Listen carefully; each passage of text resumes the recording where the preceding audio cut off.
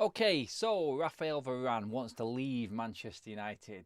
That isn't the case. Surely it's not. We'll break down the ins and outs of what has been said today and what has been reported. Not quite all what the headline is making itself out to be. I'll go into some detail on that and why I think that. But guys, obviously, get your comments in and let me know what you think. This is FUTV. Welcome to the live stream tonight, people. It's Monday evening. It's the day after what was a horrible weekend for Manchester United. Like we said yesterday on the show, the only good thing about it was seeing City absolutely melting against Spurs yesterday late on a salty Pep.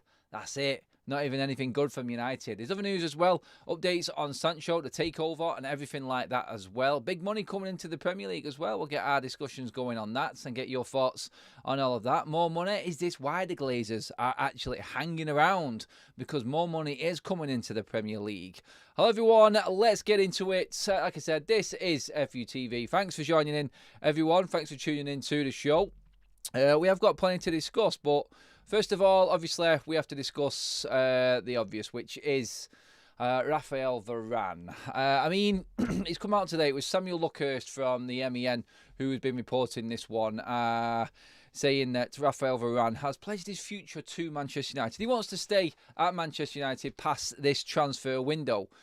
Past this transfer window, what does that mean? What does that mean? For me, that means that he wants to see out at least this season, but he wants to weigh up his options at the end. What you've got to look at is with Rafael Varane right now.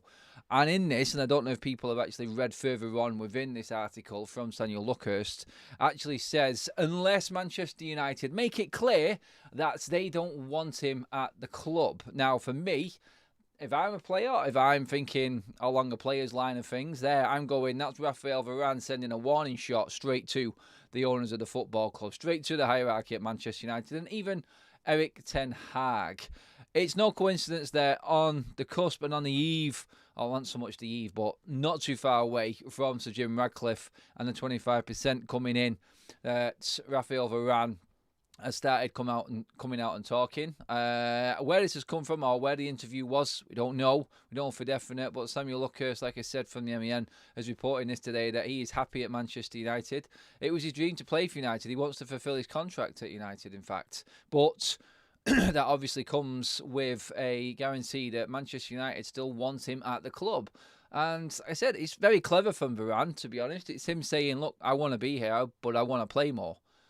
How long can a World Cup, Champions League, multi-time winner sit on the bench while you've got players that are clearly not as good as him playing week in, week out? People can back up the fact that Varane, well, he's not been playing. United have done well. I mean, there's a few people that came to me yesterday when we were talking about Varane and why he wasn't playing at Newcastle. Harry Maguire has been part of a very successful period for Ten Hag, as in the 5 wins in 6.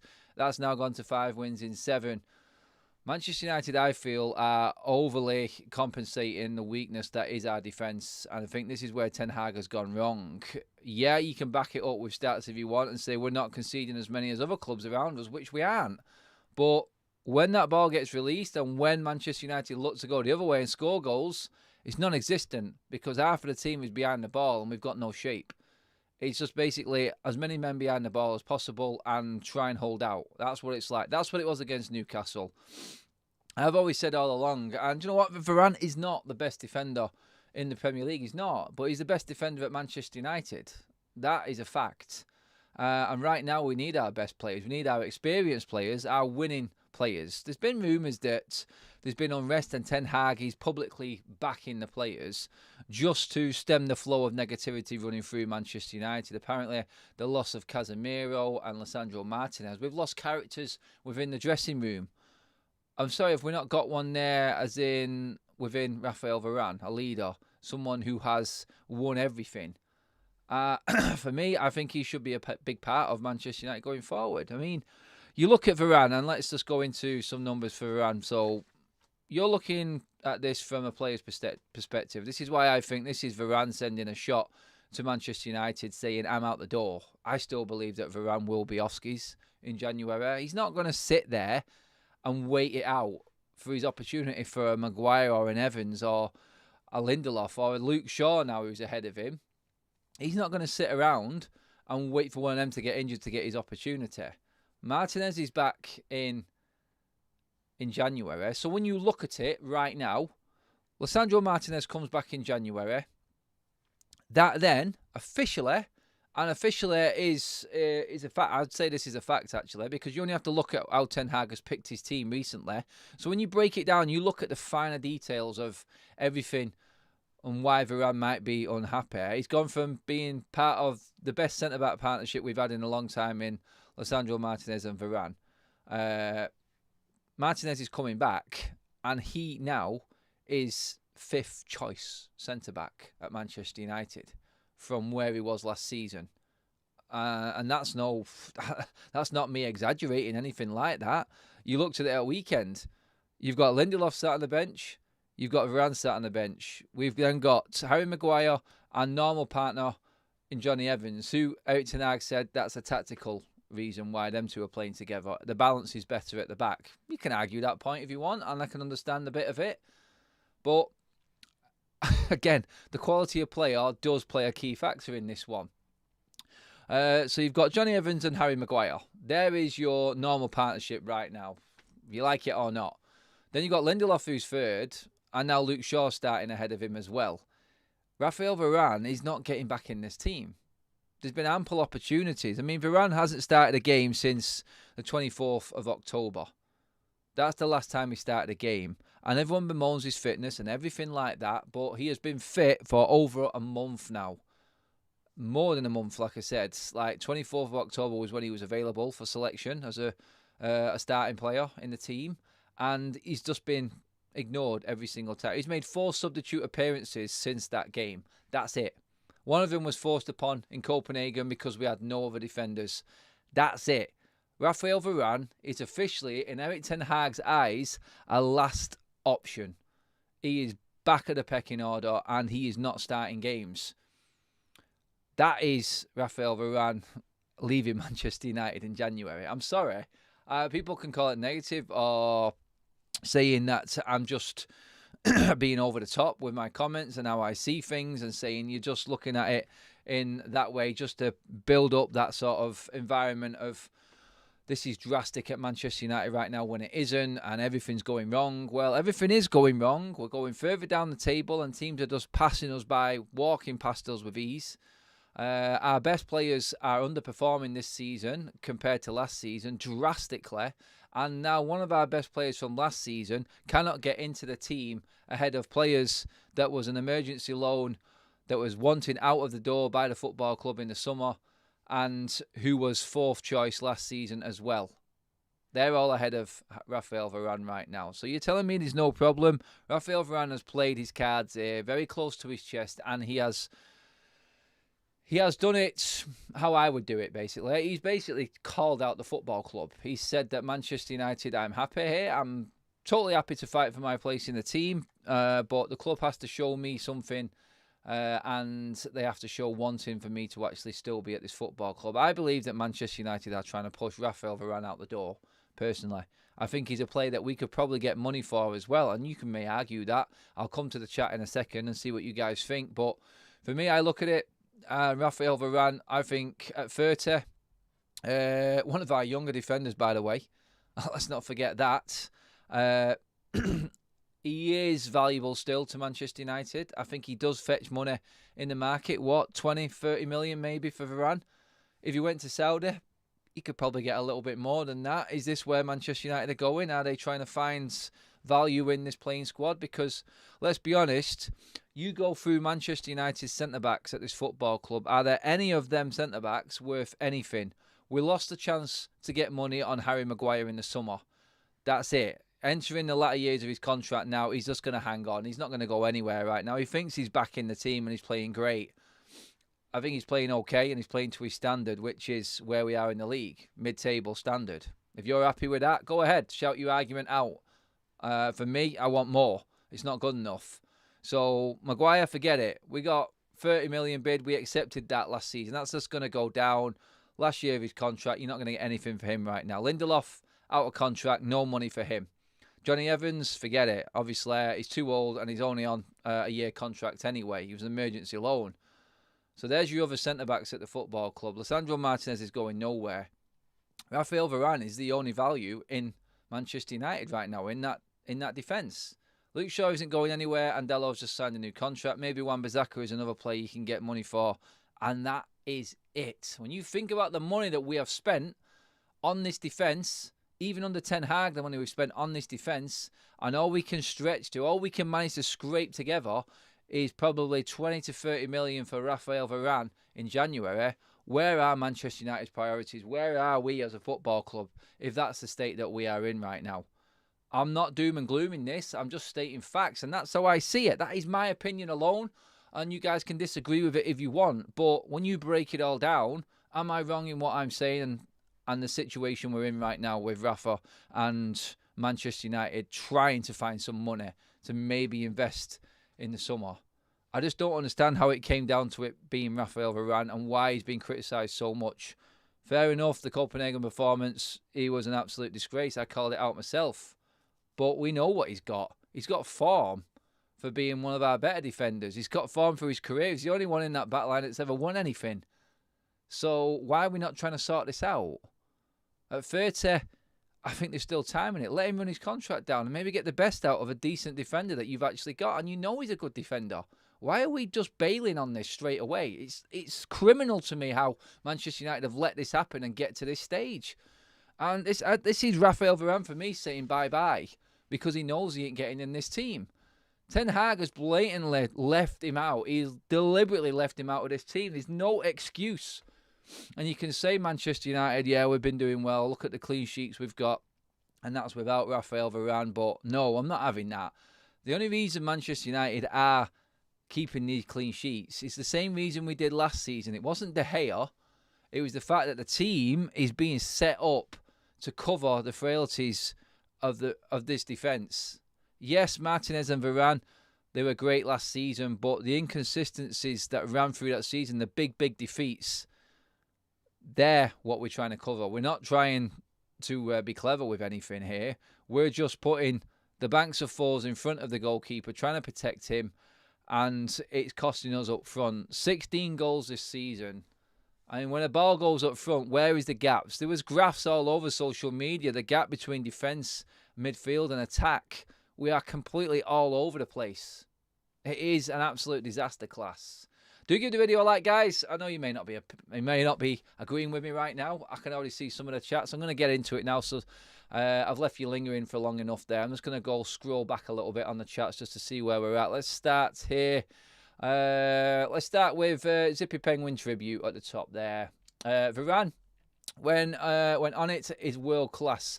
You don't say that about many others. Fair points. Kaz says Ten Hag need to play him or be honest and explain what's really going on because it's infuriating for fans. It is. I don't think we'll ever get to that though, Kaz, will we? Everyone hides behind their title at Manchester United.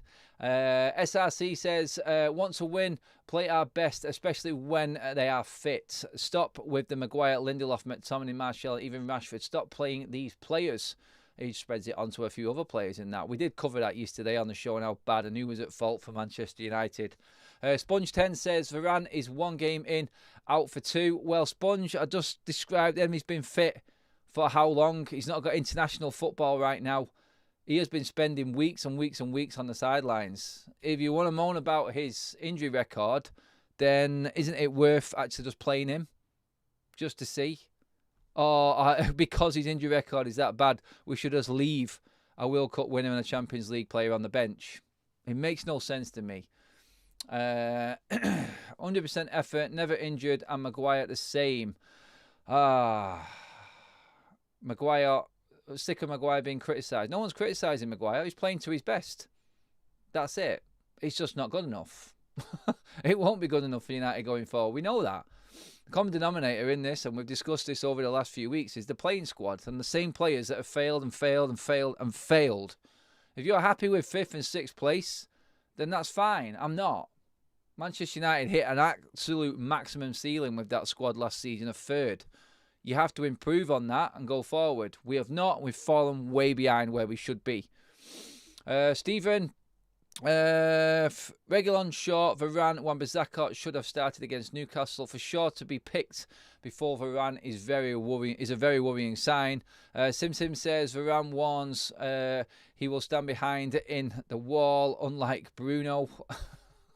I don't know what that one was. Was that just alluding to something that happened actually in the game? I don't know. I missed that one, mate. But what a mess United, Adam.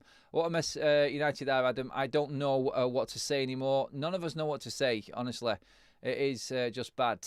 Guys, do hit the like button. We have got plenty in the room with us right now. It's a great turnout. It's a good subject to actually discuss because I think it's important that everyone looks at the full detail of what is going on with Varane. It's like everyone will look at the one game. If we're willing to let Maguire off with the amount of poor performances he's put in, then we have to look at Varane and go, okay, he had a shocker against Copenhagen and he deservedly got all the criticism he deserved. But there's plenty of players that have played just as bad as Varane in individual games that play week in, week out.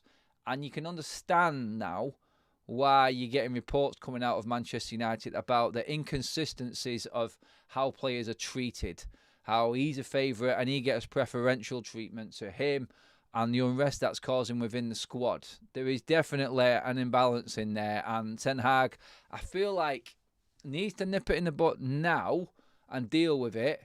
Otherwise, it's his neck and his job on the line. We have got a tough run of games coming up.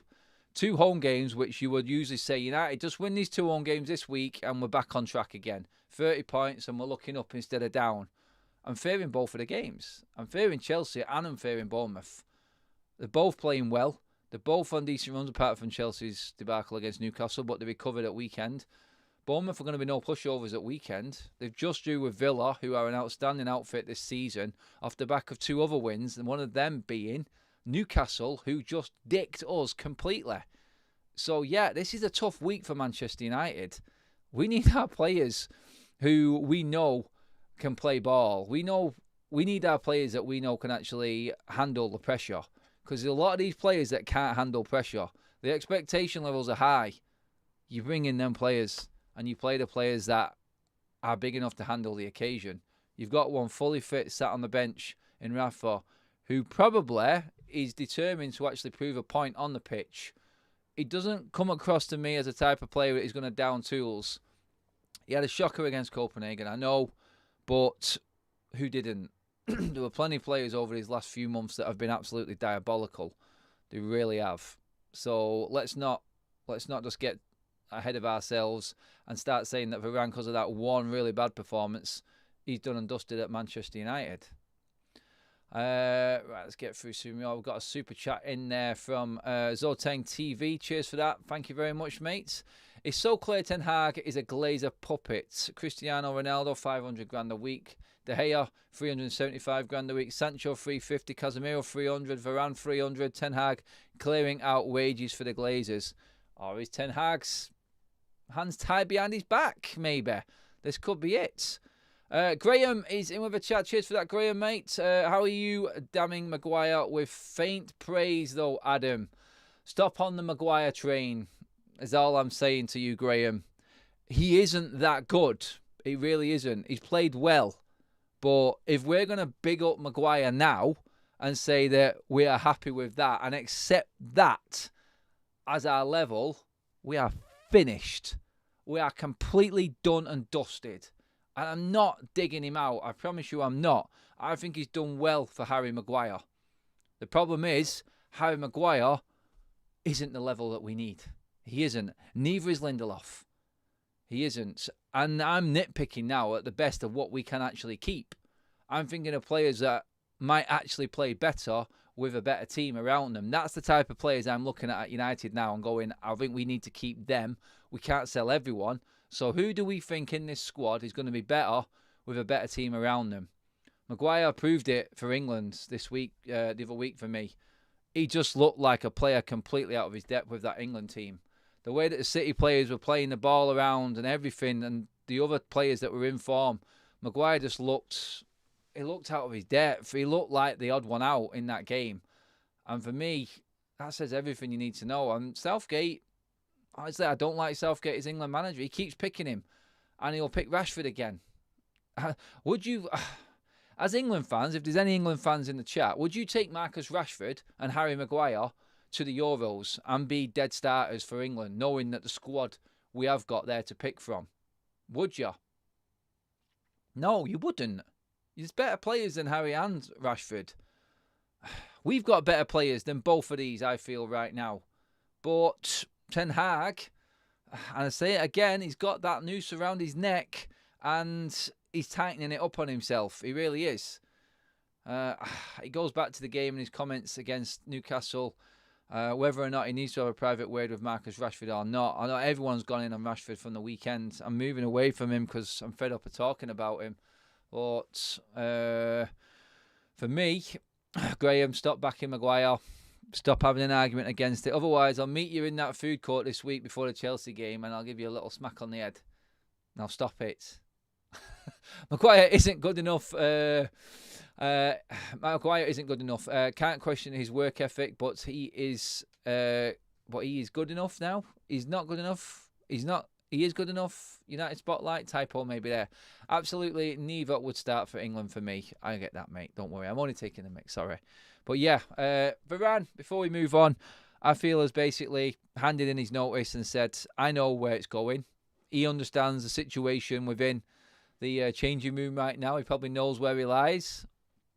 And he knows that he's not going to get in this team. So for me, I can understand what Rafael Varane is doing right now, and I can see him completely gone in January. That's just my opinion on that one. And yeah, there you go. Don't forget to give the video a like. Let's check out that. Oh, we're doing well on the likes already, guys. Have we got 200 yet? Are we on that? Is that right? Are we on 97, 98? Just creeping up to it now. So get on that one, people, please. That would be nice. Definitely just confirm that there for me. Let me just see. Erik Ten Hag makes Maguire look good because we're playing that deep line. That's what I was saying, Raja. That's my line on it. We are covering other players' frailties by playing a certain way on the pitch, which isn't benefiting our better players. We need to be feeding that front line. We need to be getting the likes of Garnacho, Højlund into the game even more. 100 likes are up because Honest Tiger is in with a gifted membership. Jump on that one. I love that celebration. Every time we get to 100 likes, my man Honest Tiger is in the house with the gifted membership. Over 400 in the room with us already. Thank you very much. I think Neil Driscoll has just taken that membership, one of our regular viewers as well. So credit to you, Neil. There are plenty of giveaways and incentives for the membership scheme coming up on FUTV. If you thought the United vibe was good, wait till you see FUTV set up. I'll bring more on that as we go forward, guys. But yeah, make sure you share the video. Sharing is caring, guys. Let's get more people in the chat as well. Good stuff. 407 in the house. Smash the likes. Graham, I'm liking it. Down with the kids, my friend. Liking the lingo there. Good on you. Adam, it's the 4th of December today and not the 3rd. Oh, yeah. I can see that there at the side. I do need to update my screen. Maybe I should get onto my tech guys to make them sort that out. Well spotted, by the way. You on the ball. Oh, I can't even think of what I'm going to say there. But yeah, moving on. We have other stuff to discuss. So Jim Radcliffe has penciled in next week. This has come from Matt Clyman again from Sky News. I know I've said this before. It didn't turn out to be what it was. We were talking a few weeks ago saying it's going to be next week that Sir Jim Radcliffe takes over. Well, that is now being talked about and has been reported to be next week. Whether it happens or not, again, it doesn't really matter to anything that's going on the pitch right now. And I just want to say to everyone who is talking about United fans, and this is mainly pundits, talking about Manchester United and saying the fans are constantly blaming the Glazers for what is going on the pitch. When have you heard anyone use the Glazers as an excuse right now to what's going on the pitch for Manchester United? All I'm saying is Manchester United players being criticised for lack of effort. Erik Ten Hag being criticised for tactics in-game management. No one is blaming the Glazers for this. There's not one Manchester United fan that will say what happened against Newcastle is because of the Glazers. The bigger picture is the bigger picture. Yes, we know that. But the players on that pitch are more than enough to compete with Newcastle. They just decided they didn't want to. Will we get a reaction against Chelsea on Wednesday night? I can't tell you anymore. I don't know. I'm favouring the Chelsea game. I think Chelsea have got players that can, again, run rings around us. That midfield of Chelsea's will dominate ours, I feel. And the criticism that Bruno's getting at the moment, everyone knows I like Bruno Fernandes, but Paul Scholes was pretty much bang on with his critique. I think Paul Scholes goes a bit over the top sometimes, but I feel his critique was bang on the money. So maybe look at what people who know what's happening at United say before you judge us for saying that it's the Glazers and we're always using the Glazers as an excuse. We're not. We're not waiting to blame the Glazers every time something goes wrong. Every time Manchester United score a goal or win a game, the fans are singing, "We want Glazers out." It doesn't matter. We've always been singing this tune forever and a day. What happens on the pitch, everyone is dialed in and supports the team, and fair enough, the critique comes after the game, but no one's there blaming the Glazers. No one. So I look at it and I go, shut up, get some actual detail, do some real work, do your homework, and then we can start talking about the Glazers and we start talking about where the problem is. They don't know enough. No one knows enough about the Glazers unless you are actually in Manchester United. That's it. And I feel like they're the people that should be actually... they're the people that should be talking about Manchester United more. I've got a couple of other things here. I mean, what are we saying here right now? Oh, God, yeah. Sorry. I remembered what it was. I was thinking about something today and I was listening to it on the radio. And my mate, Graham Souness, was on again, wasn't he? Oh, good old Graham. But this time, I think Graham Souness actually had a point. He was on TalkSport talking today about Manchester United. And he was saying, this is another pundit I was saying that doesn't have a clue about United, but one thing it was right, and I will pull Graham on this. He talked about Martial. And he was saying Martial is evidence of a decade's worth of bad footballing decisions at Manchester United. I can't really argue with that, honestly. I can't. Graham Souness, I think you actually got that one right. Although he was talking a few seasons back about there's a real player there in Martial. Let's not forget about that. But them sort of comments on match days always come back to bite pundits in the arse, don't they? Because at the end of the day, they are fans like us of football, and you do see something in players. Samuel Luckhurst retweeted that post on Twitter today saying... Jose Mourinho opened the door for Martial to leave Manchester United in 2018 when we had value in it and there was an option for him to go. It was Messrs Joe Glazer and Ed Woodward that shut that door. And that was the problem back then. And why Manchester United and why this news about Sir Jim Ratcliffe coming through is everything to Manchester United at the moment. It's all we're holding on to because we might not get stupid decisions like that with a proper setup in place. Graham Souness was right in what he said. Martial is evidence of everything that's been wrong with Manchester United in a football sense, off the pitch, organisation, structure, however you want to call it, for the last 10 years. He should have been let go a long, long time ago. Martial is on the cusp of a testimonial year at Manchester United. No, we don't get them anymore, do we? But Martial, 9 fucking years at Manchester United. Oh, the man hasn't completed 90 minutes of football in over 3 years. Yes, if that was any other club in the top 6, 8, top half of the table, I would say. If that was the script, you are dealing with that situation and letting that man go. No. What do? We have yes men in charge as managers, and they make a decision which is basically them being lapdogs to the owners, Ed Woodward, whoever it may be, and keeping these players in the club forever and a day and them just draining and wasting away, blocking a pathway for a younger player to come through, taking away wages, what we could be spending to balance our books on financial fair play and bring another player to the club. They're just sat there, and you get moments like Ten Hag with his arms in the air, arguing in front of the whole world, making Manchester United look like a laughingstock. That's all anyone's doing. If you're an opposition fan and you're watching Erik Ten Hag like that, having that episode with Martial on the pitch against Newcastle, you're pissing your sides laughing. You're laughing at how big and how far Manchester United have fallen. In that same conversation that Graham Souness was talking about there, it was like Simon Jordan butted in with his saying everything about Manchester United at the moment. There's nothing that resembles what this club was and what it stood for many a years. Like the top dogs, the top tier. Manchester United were always the best at everything. And now look at us, off the pitch, the way the club's run, it's a disaster. The ownership model, disaster. The fans having a go at the play. The fans, the one thing actually I didn't agree with what he said was the fans' God-given right, or how the fans come across like they should be winning everything and competing with everything. Well, Manchester United, for the money that we've spent, our money, not the Glazers' money, the money that the fans pump in and the money that the football club, because of them glory years, have made, that money that we're making and wasted, we should be expecting to be competing at the top. We have one of the highest wage bills in world football, so we should do, yes.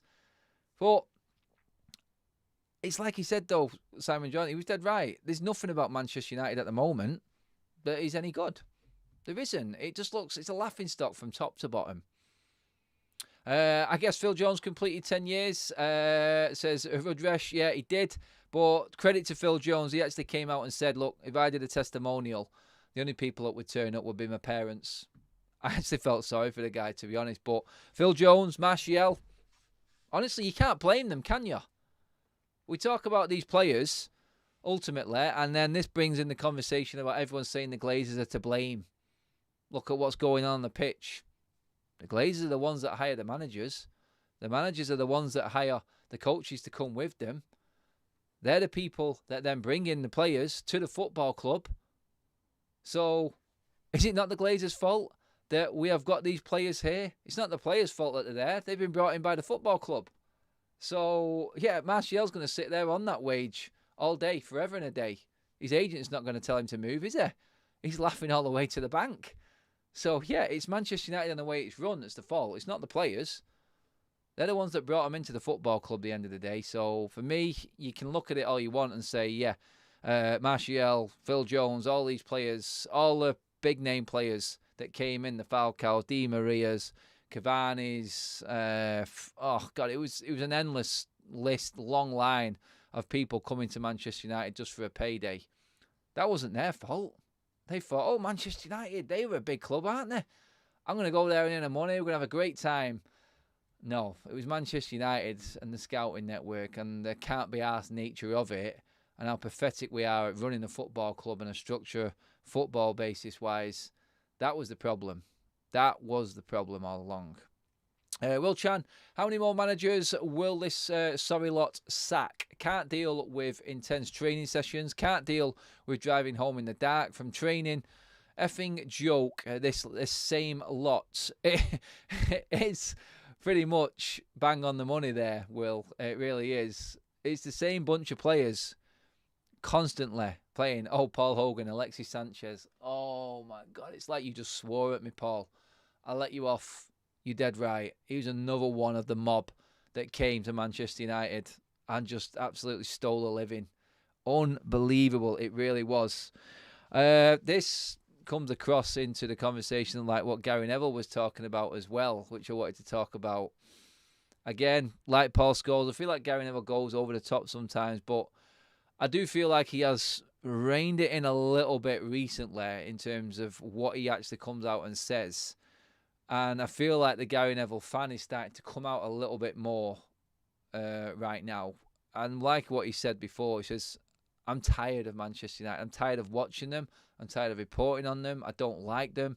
I can't be bothered with Manchester United. And he said that's the most damning, that's the saddest critique he can give. It is. We are the worst team in the league to watch. And you could say there's some poorer teams in the league individually. That's right. But for value for money, Manchester United right now, you're only watching United because you're waiting to see how bad we are. If you're Joe Public, you're not watching United because of nostalgia and great football like it used to be. You're tuning into United as a neutral now just to see when things go wrong. That's what we are. That's the sad state that Manchester United are in right now. And they're the facts. People will say, you're talking out your ass, Adam. What you on about? You're just stirmongering. No, I'm not. I've sat there. I've sat in the North Stand at Old Trafford. I've sat in the South Stand amongst opposition fans in the North Stand. I've seen fans in the East Stand. Someone sent me a picture the other day, a City fan taking a picture from the Stretford end of City beating Manchester United. I mean, where is this club going? That's what we are. People just want to be at Old Trafford now for a day out and just want to see what happens and how Manchester United capitulate. Every single home game I've been to, and anyone who goes to games, Graham, you tell me in the chat, I know you go to every game, there's probably a few more people in the chat. Has there been a game where Manchester United haven't been booed this season at home? I can remember boos in every single game. That's Old Trafford now. That's it. Neville recent Sky podcast was a good one, as Adam said. He just speaks like a fan. It's a decent listen. That's what I feel. Sponge 10 has taken the gifted membership from Honest Tiger. Absolute bang on, mate. Brilliant stuff as always. Where are we actually at with the likes, guys? Are we just shy of 200 right now? That's good news. Keep going, guys. Carol in with the super chats. United have created monsters. Branchester United is what Carol is calling us right now. And that brand is deteriorating, Carol. It is. How long are Manchester United going to be able to just hold on to their history as a selling point for the brand? We are slowly decaying, falling away. We're not relevant anymore. And you know what? I feel like Sir Jim Ratcliffe coming in and going back to that story as well. I've said this on the last 2 streams, I think, as well. I feel like the United fan base hasn't got the patience to wait out what is to come with Sir Jim Ratcliffe. I feel like we are moving the right way for what we've got options open to us right now. The less power that the Glazers have got, and I know they've still got most power, but if some of that's taken away, then that's a good thing. That is a good thing. So Jim Ratcliffe, like we've said all along, I'm not going to get into detail on it, but he's not here to come and mess around. And a better look, and everything that I've just described there, going from Graham Souness slagging off United's last 10 years with Ed Woodward, the Glazers, everything like that we're talking about, and why we're dealing with players like we have now, which are a crop from that last 10 years, that last decade of mayhem at Manchester United. If we're looking to change that, then Sir Jim Ratcliffe is a good thing. And I think James said it last night. I would not give a toss if Manchester United spent nothing in the summer and nothing this January. I don't care anymore. I really don't, because all we would do is go into that market and waste the money. We need to be bringing in players that are right for Manchester United. And if that takes over a year to get in place, properly scout and organise and bring in to work under a manager that is going to work to the same philosophy, fair enough, I'm happy with that. Honestly, I don't want to see Manchester United waste any more money, because it's not the Glazers' money, it's our money. It's Manchester United's money that we generate. So if we don't spend anything, I know people will say, well, then you're going into the Glazers' pockets, isn't it? I know, but I'm sick of seeing players come through the door at Manchester United for stupid amounts of money and just be complete failures. They're here to take the wage. They're not good enough. They're not scouted well enough. They're not the right fit for Manchester United. It's an embarrassment how Manchester United run our football club, how they run ourselves. Mark Harris, no good. Keep looking back and banging on about history. It's gone. Move on. The present and the future is what you should get judged on. 100%. Liam Parker. Adam, thought on Rashford performance on Saturday versus Newcastle. Liam, you obviously weren't in my last 2 streams. A disgrace to the shirt, mate, is all I'll say on that one. And a big problem at the football club. He is the biggest problem. I think it was Mark Ogden on ESPN was saying last year Marcus Rashford was a go-to for Erik ten Hag and pretty much held United up. This season, a year on, he's Erik ten Hag's biggest problem. Wow.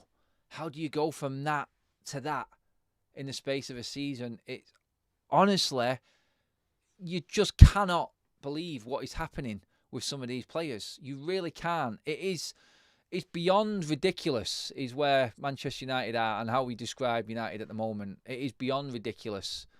You just, honestly, I can't put my finger on it. We're talking about games and dissecting games and describing how players have played and everything like that. And you're just scratching your head constantly with no answers at all. The last bit of news I did want to bring up and talk about is our friend David De Gea. Guys, he's still not got a football club. But until Newcastle find out the extent of Nick Pope's injury, there are rumours circulating that Newcastle may just go and take David De Gea on as a free agent. That would be a turnout for the Bucks, wouldn't it? That would be something that I don't think I could stomach it. Seeing De Gea, and everyone knows I wasn't De Gea's biggest fan. I know he was a good goalkeeper. I knew we needed change. I thought we'd made the right change. That's coming back to bite me on the arse right now. But to see David De Gea in another Premier League team, I think would be the icing on the cake of what has been an absolute disaster class of baking. Basically, that's what it would be. Could you actually picture David De Gea playing for one of our rivals? It would just be the final nail in the coffin. Never mind the icing on the cake for everyone else. It would be the final nail in the coffin for all United fans, that I feel. Letting him go, knowing that Manchester United could have kept De Gea for another year, not bought Mason Mount because we didn't need him, not brought Onana, and used that money to buy Harry Kane. I know it's FIFA. I know you can say if, buts, maybe. It's easier saying it. In the reality, it's a difficult one. But I've sat in a press conference in Munich, face-to-face with Harry Kane, and I've asked questions to him, and he's been asked a question well there about the interest from Manchester United. And his words were, there was interest from Manchester United, but it never came to the fore. We never got to that point where we were going to sign Harry Kane. I was there. I heard it from the horse's mouth. Manchester United spent money on Onana and Mason Mount. I'm not slagging Højlund off. I actually like Rasmus Højlund. I think he has got a future at Manchester United. And you know what? It comes into that category of players that Manchester United should be buying, the younger ones, and developing them, rather than the players coming to the end of their career. And I get that, and it sounds like a bit of a contradiction from me, from what I was just discussing before, but there was other players out there that Manchester United could have bought. Now, if you'd have said to me, don't buy Onana, don't buy Mason Mount, hindsight's a wonderful thing, I know, and you went and spent the money on Declan Rice, I would be clapping hands at that. I would. Because United could have bought Declan Rice this summer. They really could. Harry Kane, Declan Rice, Jude Bellingham had already decided to go. I mean, we had him from Birmingham at Carrington. He took one walk around Carrington with Sir Alex Ferguson and Ed Woodward and thought, no. That tells you everything you need to know about where this club is. If you've got a player, a young player from Birmingham coming to the club and going, I'd rather go Dortmund because we won't agree to a clause in his contract to give him a certain amount of playing time, but Dortmund did, then, yeah, how's your scouting? How is it? No, we've got Scott McTominay there. We don't need Bellingham. Let him go. Oh, God. But you know where I'm coming from, don't you? I mean, you look in from it and you go, it's just an opinion from a fan. I know. We're all fans and we can all have opinions, but the reality is, I know that United were interested in Harry Kane. Ten Hag thought he was in for Harry Kane. I was told by a journalist that Manchester United made Ten Hag believe that United were going all the way for Kane, only to then say, no, we can't make it. We can't make it happen. I mean, we've heard this before, haven't we? He's not the first manager to have this sort of treatment from that setup of Ed Woodward, Arnold, Myrtle, people like this at the club that have been there for ages. Look at Jose Mourinho. He wanted Harry Maguire for 40 million. Would anyone be having a go at Harry Maguire if we bought him for 40 million? No, we wouldn't, would we? We wouldn't. We only slaughter him because he's 80 million. And again, I'll go back to the point, like, I'm not having a go at Harry Maguire. He's not worth 80 million. That's not his fault. It's not his fault that Ten Hag has changed his mind all of a sudden because of things going on upstairs at United, that he's now number one centre-back at Man United. It's not his fault. It's none of these players' faults. The only criticism I will give to players is how they perform on the pitch. Their contracts and everything else, that's on them lot upstairs, not the players. It's not Onana's fault. It's not Mason Mount's fault. I did a video on that saying it's the clubs and how the club is run. It's their fault. That is the problem with Manchester United right now. It's not these players. It's the fact that the structure and the regime at Manchester United, in the departments where it matters, brought these players in. There's so much that United could have done in these transfer windows differently. There's so much money we could have saved if we acted properly. Another loss is going to be the biggest pressure to date on Ten Hag, I think. I mean, guys, yeah, I'm not going to speak to you live now before the game, but Wednesday night, Chelsea, how are we feeling? I'm nervous. I'm really nervous. I feel like Chelsea carry a threat. I think Chelsea are due a win, actually, at United as well. And, oh, God, I dread to think what would happen and the uproar that there would be if Ten Hag had another home defeat. Because I look at the games coming up, and what we got, Chelsea, Bournemouth, Bayern Munich, then I think we've got West Ham, then I think we've got Liverpool, we've got Aston Villa. Am I confident in any of them games? Oh, I'm really not. I'm worried about all of them, to be honest. People there like UK Strange.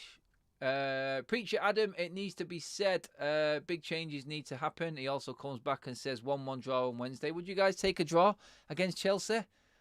Chelsea are winning, or it will end up 1-1 draw. Our first draw, I reckon. Is Casemiro back yet, Daniel? Next year? Sorry, mate. He isn't. To be honest, though, he hasn't really been performing himself, has he? Not excited to watch United anymore. That goes back to what Gary Neville was saying again, Raji. I've done it. It all depends on what team want to show up. The Manchester United that feel like they're privileged, that they should just walk out on that pitch and win a game. Or United team that's just going to work hard. The only team that will work hard at the moment is a team that hasn't been playing because they want to prove a point. But then again, I'll go back to what I've said many a times. How many of these players are going to come on off the bench or start a game when certain player that always plays is injured or suspended, put in a great performance, then walk off the pitch going, that was great, I feel so good right now, but I'm going to have to sit back on the bench again because I know this manager is going to put him back in straight away next week, no matter what I do on the pitch. That is what we're talking about. Kaz there with less than 500 subscribers needed for 30,000. Wow, yes, guys, this is moving along fast. Thank you, everyone, all the contributors, the members gone through the roof for FUTV. Absolutely brilliant stuff. We're flying. We're going to be over 30,000 before Christmas. I'm sure of it. Great audience again tonight. I hope you guys have enjoyed the points I brought across and my explanation of them all. That's what I want to bring on this channel and make sure that you guys get everything. Get your value for money. It's not about big headlines and not backing it up. It's about researching what's happened and who said what. And you can't beat the eye test. Ultimately, you cannot forget what you've watched or what you've heard. It doesn't leave you. And for me, that's important in bringing content to a channel. And that's what this channel is all about. Thank you, everyone, for tuning in. It has been an absolute ball. And, yeah, please do tune in again tomorrow. We've got more content coming up. And then, obviously, it's game day where I'll be outside Old Trafford. So if there is any of you actually going to the game, I will be outside Old Trafford before the game, outside the East Stand, just to the right of the Trinity statue. Having a chat with a few fans there. Maybe even getting a bit of content involving the fans as well tomorrow. So, yeah, do come along and say hello on Wednesday. Not tomorrow. God, keep saying that. Yeah, the preview will be up tomorrow. I'll be looking ahead to this game and breaking down where I think Manchester United can win it and how we can win a game Adam style. Let's just say that. But yeah, guys, that is it for now. Cheers for tuning in. Make sure you give the video a like. Subscribe to FUTV, obviously. And give the video a share as well. Absolutely brilliant stuff as always, guys. Cheers for watching. It's been a ball. I will see you all tomorrow.